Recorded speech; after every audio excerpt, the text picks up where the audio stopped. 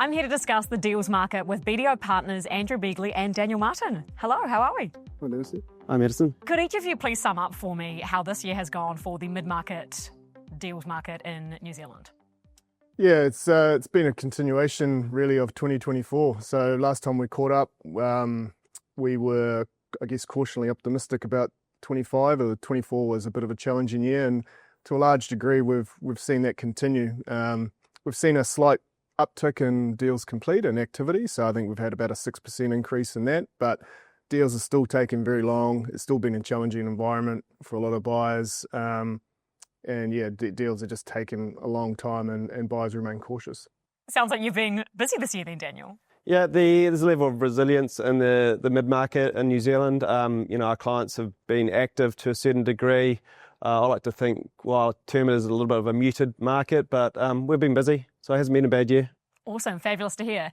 Andrew, where there has been activity, what do you think's been influencing the size of the deals and in the sectors that you're playing in? It's definitely been sector focused. So the activity that we've seen has definitely been sector specific. So I think 60% of the deals the completed deals that we've been involved in have been in three sectors. So infrastructure services, which is waste, predominantly technology, which is SaaS and IT services, and manufacturing as well. So it's those sectors are still attracting a lot of interest. If you think about those sectors, in terms of their business models, they have recurring cash flow, contracted cash flow, so you can understand that that's generating some interest.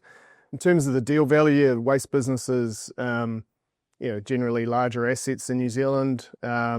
So yeah, that influences deal value. But I think the other aspect is, we're a mid-market advisor, so our sweet spot, I guess you say, is from 20 to 200 million. But we've started to get more larger deals through our network. So the Smart Pay takeover we're involved in, which is a big deal for us. So we have seen an uptick in those deals, and that might be just due to those sectors predominantly. Daniel, it sounds like it's been a busy year for you and your team. What's your outlook for, say, the next 12 months? I think the next 12 months will be a little bit more positive. I think there'll be a greater level of deal value and volume, especially with interest rate cuts, which will hopefully flow into consumer demand. I think companies' earnings level will rebound slightly, so it'll give investors a little bit more confidence to go forward with transactions again. Andrew, have you got any thoughts to add for what you expect for the next year? Yeah, I think in the short term, we see probably a little bit of a continuation. So this year's been a lot of, carve-outs or divestments from global businesses revisiting their New Zealand, operations. So expect that to continue.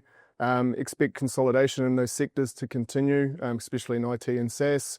And then over the medium term, we're pretty optimistic that 26 should be better due to the factors that Daniel talked about, and 27, potentially could be a really busy year if you talk about pent-up demand around businesses that haven't transacted and PE looking to invest.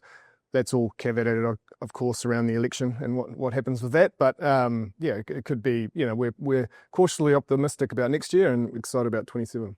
Daniel, if these are all of the influences and factors that we can expect, more private equity investment, potentially more IPOs on the table, what would be your key considerations to anybody who's entering that world of M&A activity? What would your advice to them be?